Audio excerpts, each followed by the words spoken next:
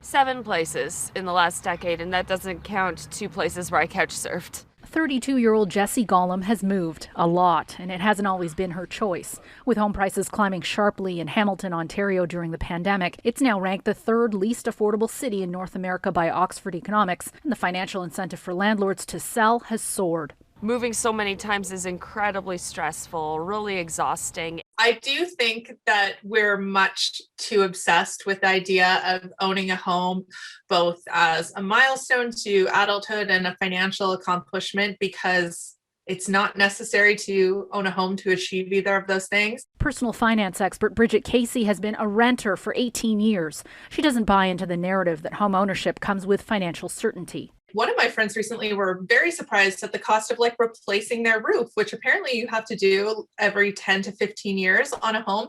And it's tens of thousands of dollars. And that's a cost that a renter would just not need to incur. But the stigma that exists around renting for the long term exists because renters' homes are, in many cases, at the mercy of their landlords. And the risks are higher in the tightest rental markets. BC and Ontario brought in eviction bans during the pandemic, but they're temporary. If you don't have tenant protections, then you are just saying you can rent for life, but you actually have no control over where you live. And rent controls are almost uniformly around the world batted back and forth as a political football. It's a good thing, it's a bad thing. According to a recent Royal LePage survey, the pandemic has pushed more millennials from renting into home ownership.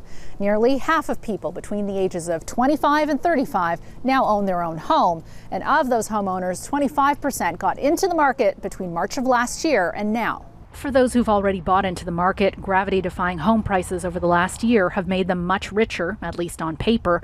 Baby boomers who've benefited from rising values can feel more comfortable about their retirement prospects. Economists say that's part of the reluctance to meaningfully cool prices. Homeownership, I don't think, is something I just don't see it being possible, especially with this market. And Gaviola, Global News, Toronto.